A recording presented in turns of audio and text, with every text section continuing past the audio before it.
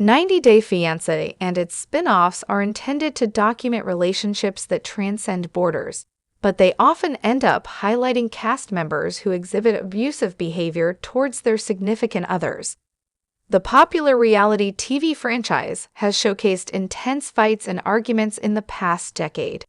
For example, in 90-Day Fiancé Season 4, Russian native Anfisa became angry with her American boyfriend, George Nava. She not only cursed at him when he left for work, but also vandalized his car by using the word idiot to get back at him. Another explosive scene occurred a few seasons later in 90-Day Fiancé, Happily Ever After, Season 4.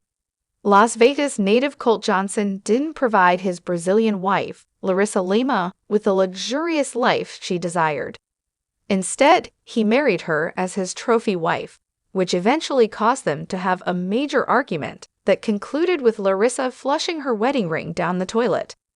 Colt and Larissa's relationship deteriorated over time, ultimately resulting in their separation following a domestic abuse incident. Colt's mother, Debbie Johnson, tried to have Larissa deported to Brazil, but her efforts were unsuccessful.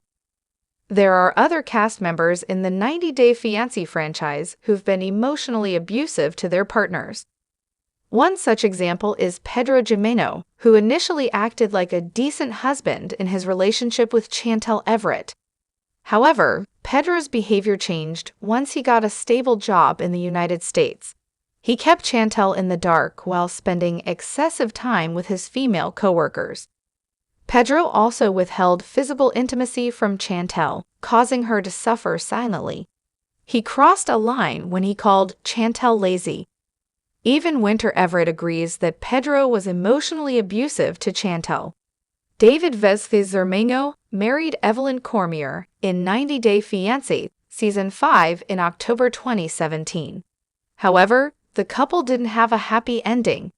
In November 2021, Evelyn spoke to US Weekly about her unhealthy relationship with David, claiming, "I've endured mental and emotional abuse because of a passionless, sexless, and narcissistic relationship." Although the allegations haven't been proven and David has declined to comment, there may be some truth to them, as David allegedly slid into Evelyn's DMs when she was only 15, and they documented significant communication issues during the season. Michael Ilsemi wasn't physically abusive to Angela Deem, but he emotionally manipulated and tortured her. He began cheating on her early in their relationship, and although he admitted to his mistake, he didn't truly mean it. Michael continued to behave suspiciously behind Angela's back, playing with her emotions and insecurities, keeping her in constant panic. He also kept secrets from her and created a controversial WhatsApp group to connect Nigerian men with American women, apparently. Michael also tried to pursue other American women online despite being married, causing further hurt to Angela. Mary DeMassue and Brandon DiNuccio's relationship had many red flags. They were too young to marry and too immature to start a family together. While they were both a terrible match for each other, Mary's controlling personality made her behavior look worse on the 90-Day Fiancé spin-off.